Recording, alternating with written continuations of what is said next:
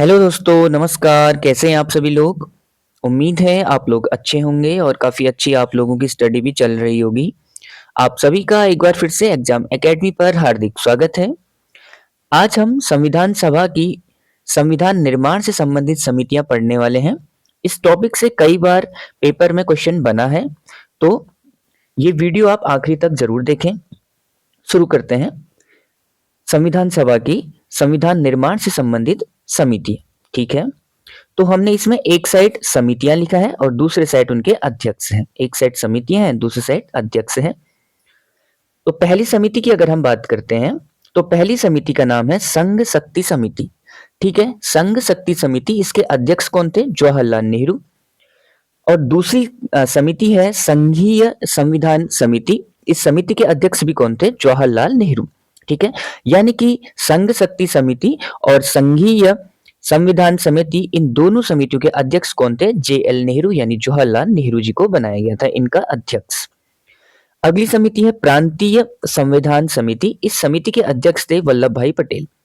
ये most important committee है, ये कई बार एग्जाम्स में पूछी गई है कि प्रांतीय संविधान समिति के अध्यक्ष कौन थे। तो आपको ध्यान रखना है कि वल्लभ भाई पटेल को प्रांतीय संविधान समिति का अध्यक्ष बनाया गया था। अगली कमेटी है प्रारूप समिति, ठीक है। तो प्रारूप समिति यानी इसे हम ड्राफ्टिंग कमेटी भी कहते हैं। तो प्रारूप समिति के अध्यक्ष कौन थे? BR अम्बेडकर, यानी कि भीमराव अंबेडकर। ये कमेटी जो थी ना, ये मोस्ट इंपोर्टेंट कमेटी है, समिति है। डॉक्टर भीमराव अंबेडकर इसके अध्यक्ष थे।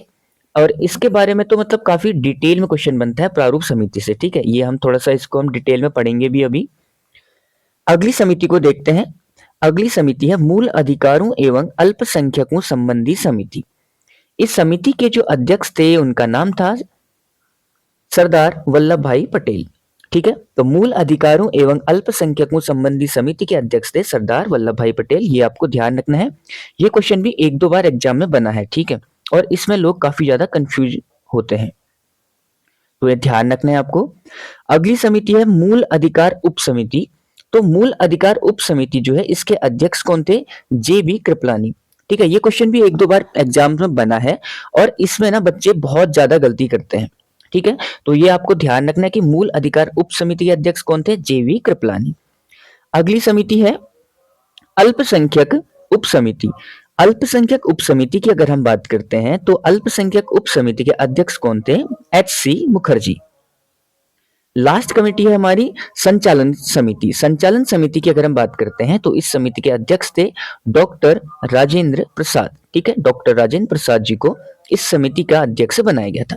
तो आपको यहाँ पर ये थोड़ा सा ध्यान रखना है कि मूल अधिकार एवं अल्पसंख्यक संबंधी समिति, अगर ये समिति इस तरह से पूरा नाम आता है तब आप बात करेंगे कि सरदार वल्लभ भाई पटेल इसके अध्यक्ष थे। वहीं अगर बात करें कि मूल अधिकार उप समिति या फिर अल्पसंख्यक उप समिति, तो फिर ये दो अलग समितियां हैं, ठीक है। इसको आपने मर्ज नहीं करना है, ये सब अलग अलग समितियां हैं। अब हम थोड़ा सा यहाँ पे बात करेंगे प्रारूप समिति की, थोड़ा सा इसको डिटेल में देखते हैं। तो प्रारूप प्रारूप समिति, ठीक है, इसे हम ड्राफ्टिंग कमेटी भी कहते हैं। इस कमेटी के जो अध्यक्ष थे वो थे डॉक्टर भीमराव अंबेडकर, ये हम पहले पढ़ चुके हैं। इस समिति का जो गठन था वो 29 अगस्त 1947 में किया गया था, ठीक है। ये मोस्ट इंपोर्टेंट डेट है, ये आपको ध्यान रखनी है कि कब हुआ था। 29 अगस्त 1947 को गठन किया गया था प्रारूप समिति का। इसमें कुल कितने मेंबर थे? तो इसमें कुल 7 सदस्य थे। ये भी कई बार एग्जाम में बना है कि इसमें कुल कितने सदस्य थे।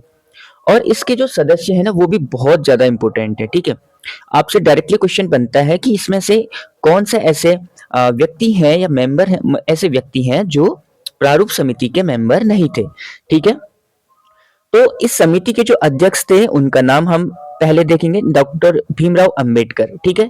तो 7 इसमें मेंबर थे। प्रारूप समिति में कितने सदस्य थे? 7 सदस्य थे। पहले सदस्य हो गए भीमराव अंबेडकर, जो इसके अध्यक्ष भी थे। उसके बाद हम बात करते हैं N गोपाल स्वामी अय्यर, ठीक है। ये तो अंबेडकर यहाँ पर एक गलत हो गया है, आप थोड़ा सा ध्यान रखना। N गोपाल स्वामी अय्यर। उसके बाद थे अल्लादी कृष्ण स्वामी अय्यर, ठीक है। तो ये आपको ध्यान रखना है। और doctor KM Munshi, doctor KM Munshi ये भी इसके सदस्य थे प्रारूप समिति के। अगले थे सैयद मोहम्मद सादुल्ला, ठीक है। सैयद मोहम्मद सादुल्ला भी इसके मेंबर थे।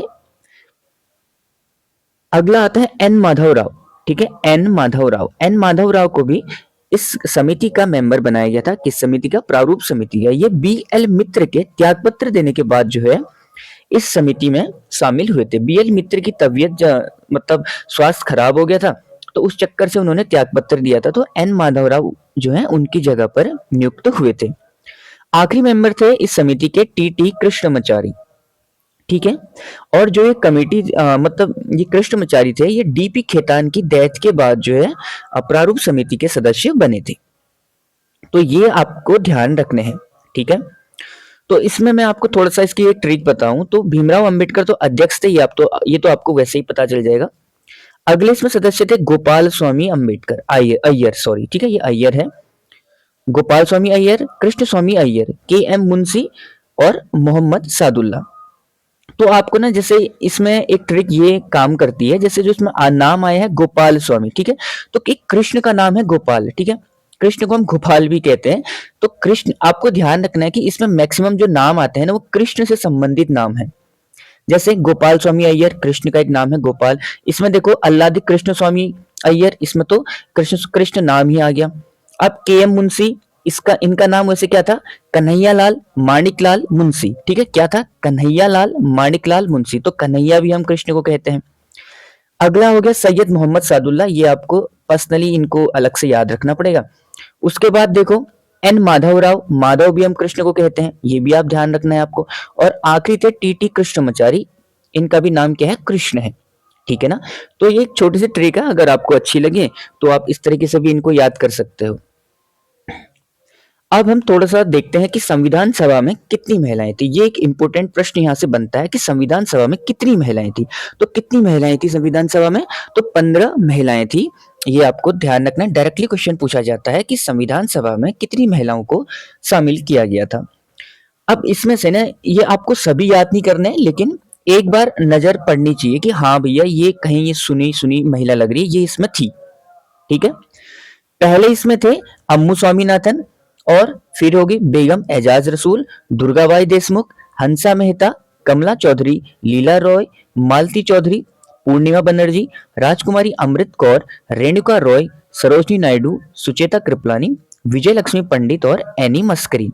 तो ये 15 महिलाएं थी जो संविधान सभा में शामिल थी। ठीक है, आपने इसमें से कुछ कुछ तो याद करना ही है, जैसे कि विजय लक्ष्मी पंडित। ठीक है, ये इंपोर्टेंट नाम है। सुचेता कृपलानी, सरोजनी नायडू, ठीक है, राजकुमारी अमृत कौर, तो बेगम एजाज रसूल। ठीक है, तो ऐसे कुछ नाम है। एनी मस्करीनी, तो ये ऐसे कुछ इंपोर्टेंट नाम है जो आपको ध्यान रखना है, यहां से भी क्वेश्चन बनता है।